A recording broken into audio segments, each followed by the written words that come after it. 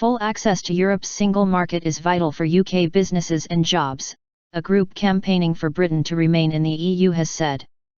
The chair of Britain Stronger in Europe, Stuart Rose, said leaving that market would be a huge risk. However, out-campaigners accused him of scaremongering and said he ignored the costs of being in the EU. Out-campaigners also claimed support from new research by the independent think tank Civitas. It says membership of the single market has not had a significant impact on export growth. The Prime Minister, who wants the UK to stay within a reformed European Union, is pushing to renegotiate Britain's terms of membership ahead of an in/out referendum, which must be held by the end of 2017. If agreement with other EU leaders is reached next month, a vote could potentially be held as early as June. Fantasy thinking. Lord Rose told the BBC that campaigns to leave the EU had not explained how the benefits of the EU single market would be replaced. If Britain votes to leave, it's a huge risk. We're taking a huge risk, he told BBC Radio 4's Today programme. About 50% of UK exports are to Europe, whereas BRICS countries, Brazil, Russia, India, China, and South Africa, accounted for 8%, he said. Lord Rose presented his campaign's case at the plant of Britain's biggest bike manufacturer, Brompton Bicycle, in West London.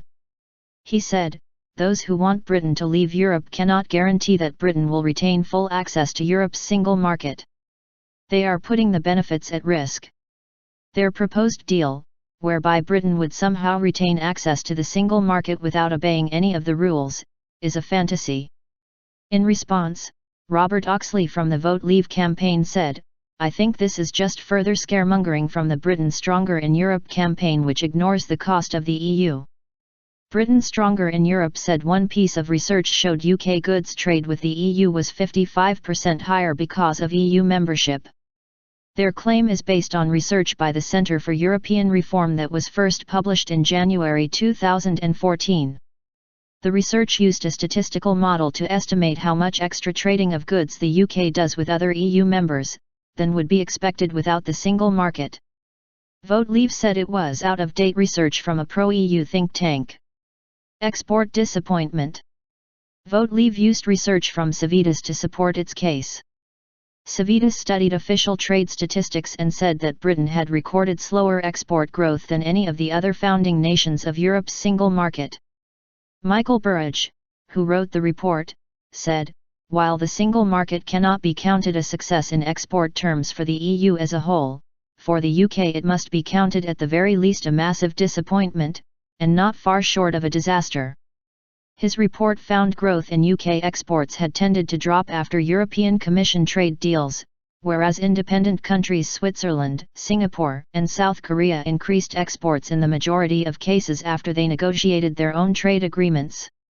Mr. Burridge added that UK export growth was 22.3% lower since joining the single market at the end of 1992 than it would have been had it continued at its rate during the common market between 1973 and 1992.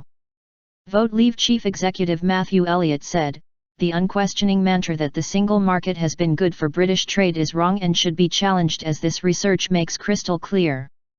Business leaders. Meanwhile, pharmaceutical executives warned that a British exit from the EU could isolate the country's scientists and reduce its influence in medicine.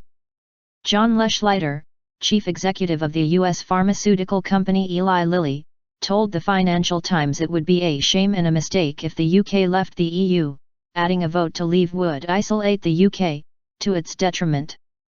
The boss of Unilever, Paul Polman, said the consumer goods giant would not scale back its 7,500 UK jobs in the case of an out vote, but he did feel the UK had got a lot of benefit from the union. Mr. Polman told The Guardian it would be very good if Britain voted to stay in the EU. David Cameron last week urged business leaders who want Britain to remain in a reformed EU not to hold back.